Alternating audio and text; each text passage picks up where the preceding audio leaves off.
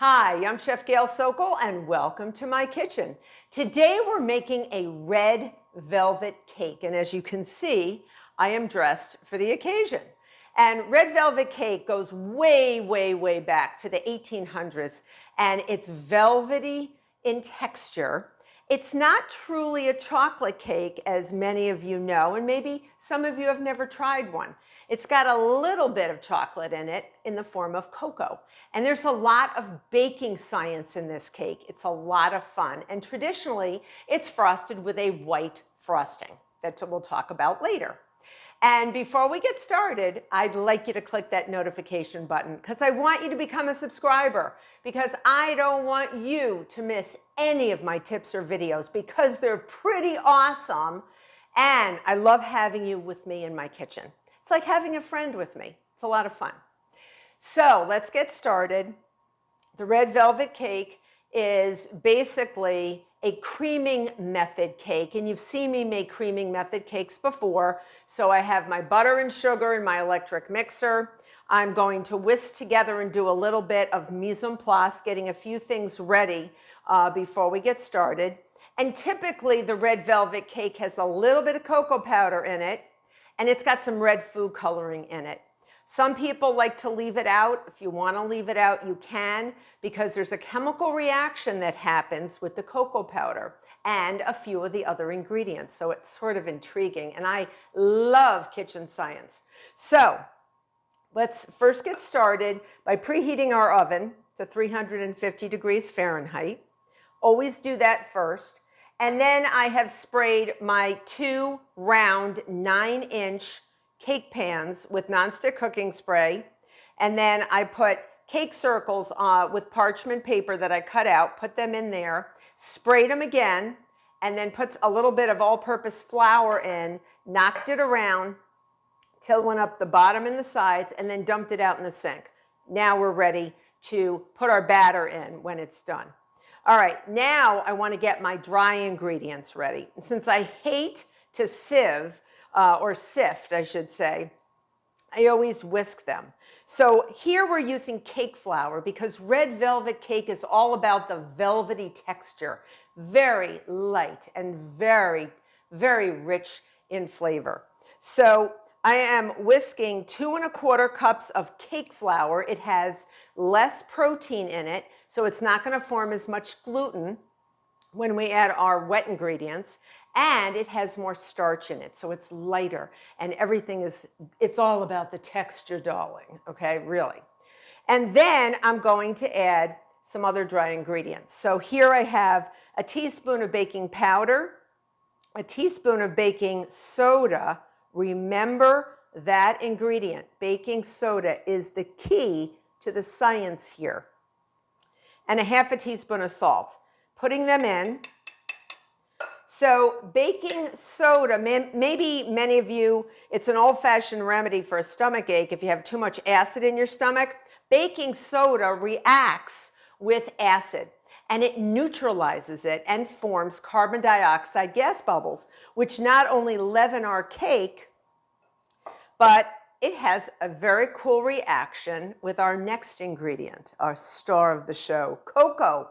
Unsweetened cocoa powder reacts with it is acidic, I should say. It is acidic and will react with that baking soda, in addition to a little helper ingredient that I'll talk about later, which is a liquid. We're only doing the dry right now. So far I have baking soda, 1 teaspoon, baking powder, 1 teaspoon, 1/2 teaspoon of salt, and 2 1/4 cups of cake flour, and then just 2 tablespoons of unsweetened cocoa powder. Make sure it's not Dutch cocoa. It has to be the natural cocoa powder. The way you can tell in the grocery store, if it is Dutched, it'll say it is. Now, Dutch cocoa powder has been treated with an alkali so that it neutralizes it. There's no acidity in it. It won't react with a base like baking soda, which we have in here. But we want it to react. We need it to react because cocoa also has an antioxidant in it that gives it a little color, And when it reacts with an acid, we have a lot of acids in this recipe that I'll describe. When it reacts with an acid, it actually creates a reddish hue. And that is what we want, right? Red velvet cake is reddish in color, and it's got a slightly cocoa-y look as well. So it's going to be very cool. So we've got our dry ingredients, and I'm just whisking them all up because we are using our baking powder and baking soda also to help our cake rise. Because any of those carbon dioxide gas bubbles are very welcome because they will help leaven our batter. So I'm moving my dry ingredients over. Okay, they will be added later on. And now I have my liquid ingredients. I have 1 cup of well-shaken buttermilk. That's it. You have to take it out of your fridge and shake it up like you're doing this, like you're doing a dance. Shake it up. Buttermilk is a cultured milk product. It actually has certain bacteria in it, and it creates an acidic environment. And it's wonderful to react with the baking soda that we have in our dry ingredients, which also produces carbon dioxide, which will also help our delicious red velvet cake rise. So we have 1 cup of buttermilk, okay, remember that. A teaspoon of pure vanilla extract for flavor, all right, and a teaspoon of white wine vinegar, another acid, all right. So we're really boosting up the acid because we want this acid, along with our cocoa powder, we want it to react because the cocoa powder is acidic and the baking soda is neutral, is basic, and acids and bases, all right, together will form a neutralization reaction, like I said before, that forms carbon dioxide gas bubbles, but with cocoa powder also creates this reddish color. That's what we want. And a lot of bakers will also add a little bit of red food coloring just to emphasize that reddish hue. So I have a teaspoon of gel red food coloring. If you don't want to use it, you don't have to. If you want to use something a little more organic, some people use beet juice, but you would have to be aware that that cake is going to taste a little beety. Okay, and I love beets. I love beets. I may not want them in my cake, but I love beets. So you're going to whisk this up. I put it in a liquid measuring cup because it'll make it that much easier to pour into my electric mixer. All right. So now I have my dry ingredients, I have some liquid ingredients, and the creaming method of mixing always has sugar in your electric mixer, all right? And here I have 1.5 cups of granulated sugar, and I'm gonna put it on my motor, and I also have 1 stick or 8 tablespoons of unsalted butter, which is nice and softened. So I left that out. If you want to soften it, put it in your microwave, but don't melt it because we need the air cells that it's going to form to help leaven the cake, because everybody in this cake is working like a football team, people. It's like a team, and they're all going to work together to create the texture of this beautiful velvety cake. All right, I'm going on medium speed or so, to get it somewhat light and fluffy. There's a lot of sugar to butter, so sometimes you won't see it get light and fluffy, but we're going to do our best. We want the butter to turn from yellow, which is its natural color in the grocery store. We want it to turn more of a white color because we're forcing air into the butter, which lightens it, okay? And then we're going to alternate with dry ingredients and wet ingredients. But first we have to add 2 eggs, and we're going to add them 1 at a time once we get our butter a little more white. So we have 2 eggs, and each time you add an egg, you want to wait until it's incorporated before you add the other egg. And even if there's 4 eggs, keep waiting depending on the recipe, but here we only have 2. So my butter is incorporated. It is not fully light and fluffy, but you can see it's lighter in color. It's not a full white, light It's not a yellow like it was originally. All right, so now I'm going to go on low speed, and I'm going to add 1 egg. 1 egg. And the way I can tell, I pre-crack my eggs because I don't want shell in my electric mixer. If the shell falls in here, or the cup that I crack it in, that's fine. I can fish it out. But once I crack it directly in that electric mixing bowl, so don't be lazy and don't crack it directly in there, because the shell, you'll never be able to retrieve it, trust me. So I'm waiting till that egg is incorporated, and you can see and hear that it becomes easier to blend. Now I'm going to add my second egg. So remember, the air cells that were beaten into the butter, because the sugar mashes against that softened butter and creates air.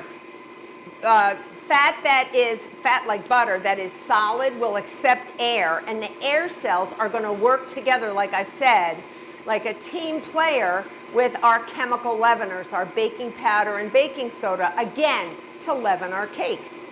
We want this gorgeous cake, right? So I can go as high as I want in speed here because I'm not creating any gluten or toughness. Remember, gluten is a protein, and it's a matrix that's formed from wheat flours, like any type of flour from the wheat plant, like cake flour, all-purpose flour, bread flour, things like that. But we don't want a bread texture. We want a nice, light, velvety cake, hence the name, red velvet, all right? So you can see how fluffy that is. You see how fluffy that is now? So now I'm going to start adding my dry and my wet ingredients. But the creaming method always does them in an alternating fashion. Always starting, remember this rule, always starting with dry and ending with dry. So when I write my recipes, I always do 1/3 of the dry ingredients. Do it on low speed or you'll be wearing it. And you will not be happy with me. So low speed, I'm going to add about 1/3. Do you have to measure it? No, just eyeball it. All right, if you add a little more, a little less, there's no red velvet police that are going to come and find you. Don't worry about it. So I'm going to add about 1/3 of the dry ingredients. All right, and then I'm going to put my dry ingredients down, and I'm now going to add half of my wet ingredients, okay? The buttermilk, the vanilla, the red food coloring, the vinegar. This is all going to have a reaction with that antioxidant in our cocoa, and it will also leaven because we have an acid reacting. I'm just going to add about half. An acid reacting with that baking soda. Sometimes when you have you can see the reddish color now, I'll show you in a minute. Sometimes you can actually see if something has too much baking soda in it, the reaction will be such that there's too much of the base still left. It hasn't neutralized fully, and you get a soapy flavor. So if your friend gives you a cookie or something, and you can see the reddish, sort of the reddish hue, there we have it. Okay, that was partially from the red food coloring and partially from our ingredients that are having a reaction with the cocoa powder. So I'm going to add another 1/3, low speed. And the low speed is also not just to not get it on your floor, but it's also not to form gluten. Mixing forms gluten. So over mixing is not a good idea for a cake. This is not a pizza dough or a bagel dough. When you really want to develop gluten, you sort of hit the dough and you knead it. We're not doing that. We're making a nice light cake. So every once in a while, you're going to go around and you're going to scrape down the sides of the bowl. All right, scrape down the sides of the bowl. And again, this is not going to be a very chocolatey cake. It is meant to be red velvet. I'm going to add the remainder of our buttermilk. Do it on low speed, wait till it absorbs. And then we add the remaining third.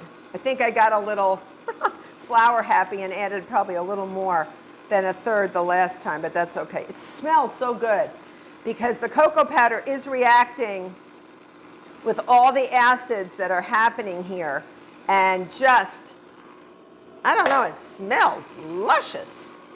Luscious. All right.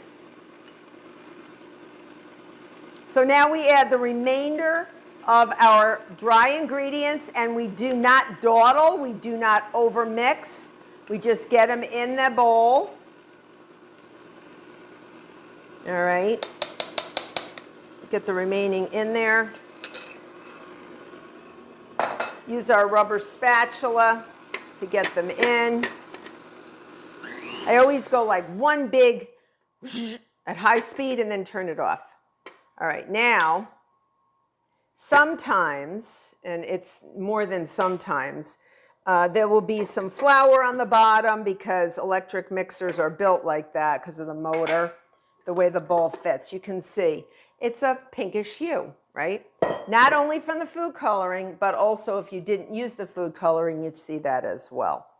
We're going to, and various recipes vary. Some people put in as much as a tablespoon of red food coloring just to up that, that reddish hue.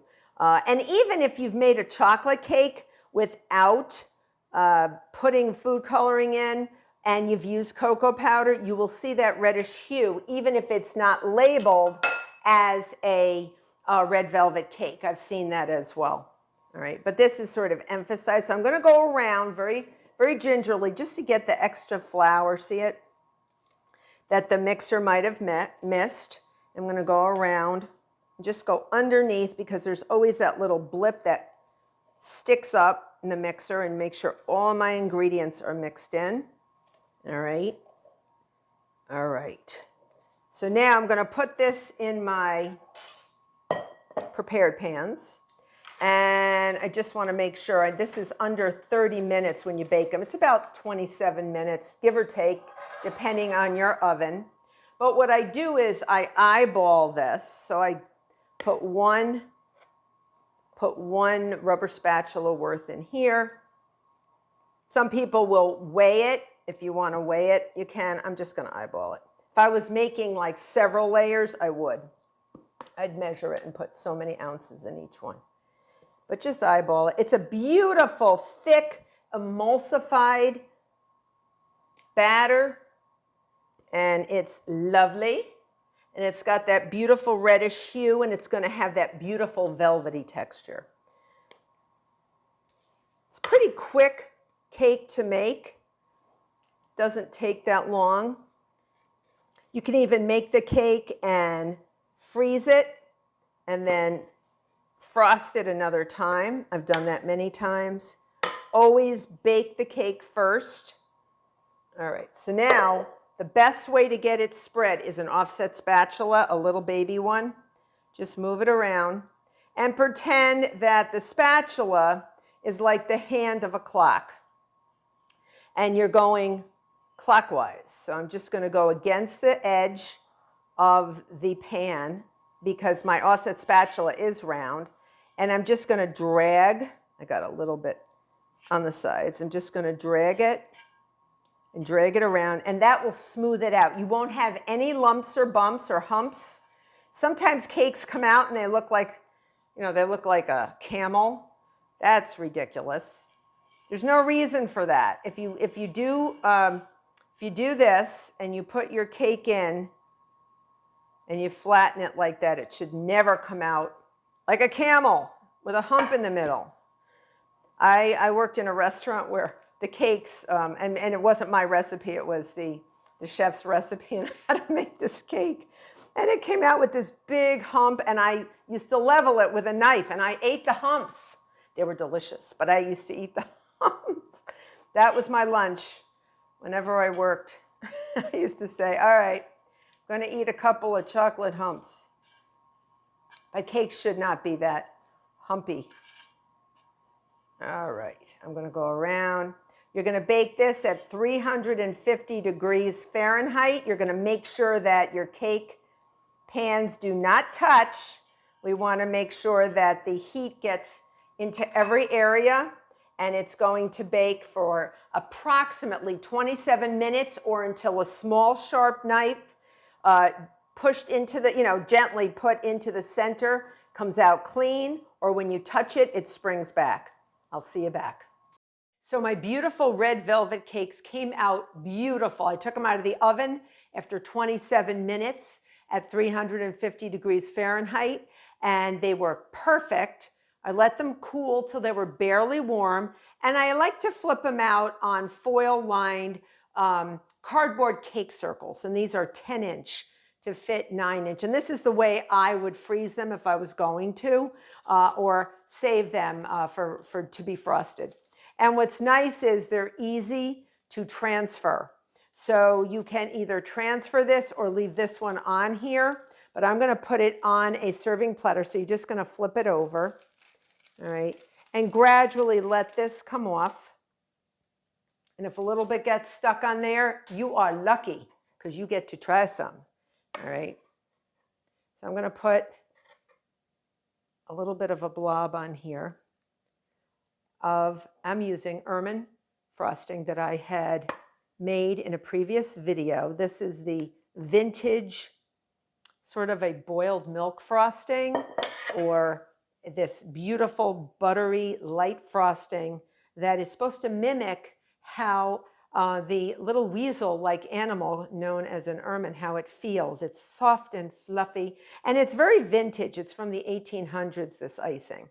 It can be used on any type of cake. It was traditionally used on a red velvet cake, so here we are.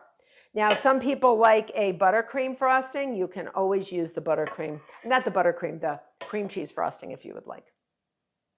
But this is different.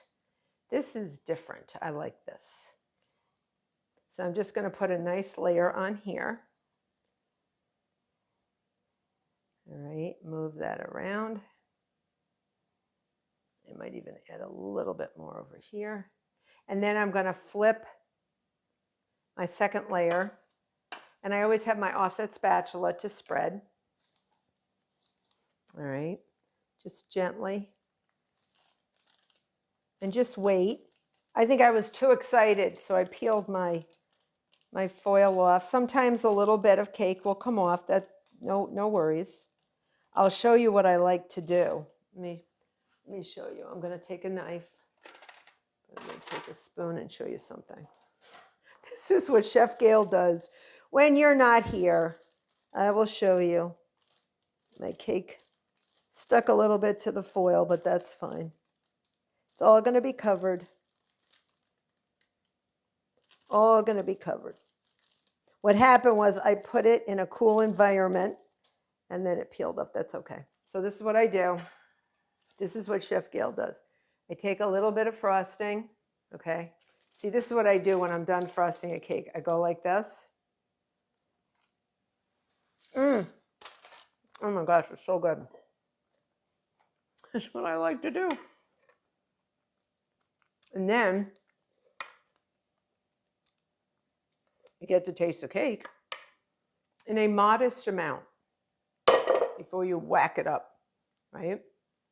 So I'm going to put all this frosting on top. Yum. And always go over the cliff and guide it down. But an offset spatula is really the best way to do it.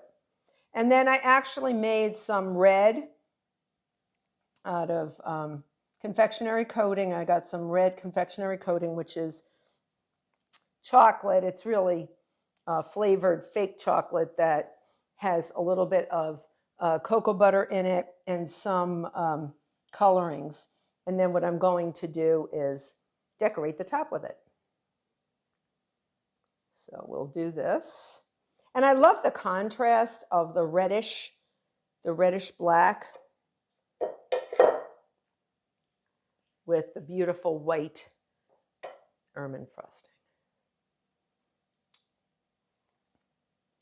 Some people say ermine, some people say ermine. let's call the whole thing off. That's an old song. So I'm getting giddy with my red velvet cake. So I'm just going to push it down over the edges. And this keeps nicely in the fridge. To make this a head. It's beautiful. It's quite stable. It's buttercream-like.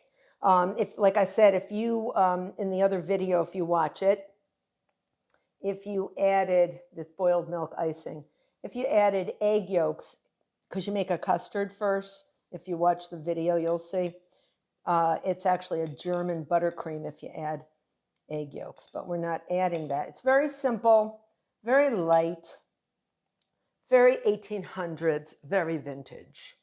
Okay, very vintage. So I'm almost done. I'm almost done. It's beautiful. Just lovely. And then I'm just going to scrape that off. Scrape that on there. Any parts that you missed, and I know, I see it. I see it. I see it, my friends. So I'm going to go down here. And I just put it on this cake plate, but you can put it on any type of platter you want. Like I said, you could have put it on a cardboard cake circle as well, if you're going to be bringing it somewhere for very lucky people to have. We could have done this on a turntable, but I'm trying to make this simple and easy, so we're not doing it on a turntable.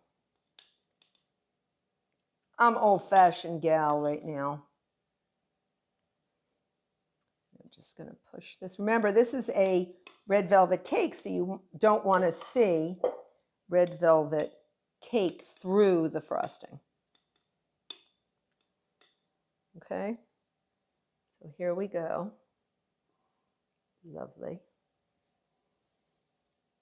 Lovely. And now I'm going to embellish. I have some shards that I made. I melted some chocolate. I told you some confectionery coating in red and dark chocolate. And I'm just going to stick it in. Okay. So we have red velvet. Red velvet. And just sort of let them fall where they may. Okay. Make it nice. Make it nice. Because we're trying to show what the flavor of the cake is under the icing. And so you know it's red velvet. Red velvet is the name of the game, baby. Look at this. Isn't that lovely? Lovely, lovely. And I think that's good. As a lot of people have said to me, not too much, don't overdo. All right, so I think it looks really nice. You are going to love this cake, and then you would chill it until you're ready to serve. I'm just put a little bit more on the side to make it symmetrical. And you can go all over the place if you wanted to. You could go nuts with the chocolate. And there you have it. Red velvet cake. Yum. I hope you become a subscriber. I hope you make this cake. You're going to love it. Till next time.